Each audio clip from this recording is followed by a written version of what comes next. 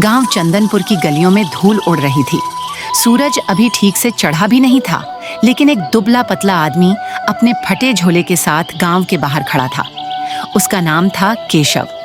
लोग उसे देखकर कहते थे, इस आदमी की किस्मत तो जन्म से ही खराब है। केशव के पास न जमीन थी, न जानवर, न कोई सहारा। दिन भर लोगों के खेतों में काम करता, लेकिन उसकी आंखों में एक अजीब सी शांति थी, जैसे वो जानता हो कि वक्त हमेशा एक जैसा नहीं रहता। केशव की माँ अक्सर कहा करती थी, बेटा, गरीबी से मत डरना, डरना हो तो हिम्मत हारने से डरना। माँ तो अब इस दुनिया में नहीं थी, लेकिन उसके शब्द केशव के दिल में बसे थे। उसी राज्य में एक न्यायप्रिय राजा था, राजा धर्मवीर सिंह। राजा को अपने राज्य की चिंता रहती थी। कई सालों से अकाल पड़ रहा था, किसान परेशान थे, लोग राजा से उम्मीद लगाए बैठे थे। एक दिन राजा ने सभा बुलाई।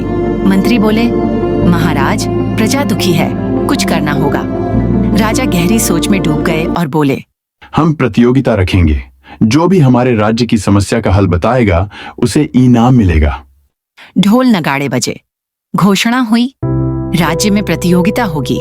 जो कोई भी ऐसा उपाय बताएगा जिससे गांव की हालत सुधरे, उसे राजा इनाम देंगे और सम्मान भी।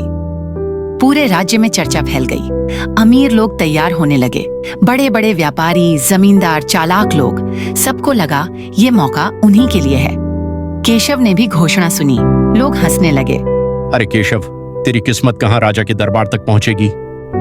केशव चुप रहा। उसने आसमान की ओर देखा और बोला, किस्मत नहीं, कोशिश जाएगी। प्रतियोगिता का दिन आया। राजा का दरबार सजा था। एक एक करके लोग आए। कोई बोला, महाराज, टैक्स बढ़ा दीजिए। राजा ने मुंह फेर लिया। कोई बोला, महाराज, बाहर से अनाज मंगवा लेते हैं। राजा ने सिर हिलाया, नापसंद। अब केशव की बारी थी। दरबार में सन्नाटा छा गया। फटे कपड़े, नंगे पैर, लोगों ने हंसना शुरू कर दिया। मंत्री बोले, ये क्या करेगा। केशव ने हाथ जोड़कर कहा, महाराज, मैं गरीब हूं, लेकिन मैंने जिंदगी को बहुत पास से देखा है। राजा ने इशारे से उसे बोलने दिया। केशव बोला, महाराज, समस्या अनाज की नहीं, तरीके की है। हम जमीन को थका रहे हैं। उसने मिट्टी उठाई और दरबार में रख दी। अगर जमीन को थोड़ा आराम दिया जाए, अगर कम पानी में सही फसल बोई जाए और गांव वाले मिलकर काम करें, तो अकाल खुद भाग जाएगा। दरबार में सन्नाटा था। राजा ने पूछा, तुम ये सब जानते कैसे हो। केशव बोला, महाराज, भूख बहुत कुछ सिखा देती है। राजा ने आदेश दिया, इस आदमी को एक मौका दिया जाए, एक गांव इसकी देखरेख में होगा। लोगों ने विरोध किया। महाराज, ये गरीब है। राजा गरजे, गरीबी अपराध नहीं है। केशव ने काम शुरू किया। लोग भरोसा नहीं करते थे, लेकिन केशव दिन रात मेहनत करता, खुद सबसे आगे खड़ा रहता। धीरे धीरे खेत हरे होने लगे। जहां सूखा था, वहां जीवन लौट आया। राजा खुद देखने आए। गांव बदल चुका था।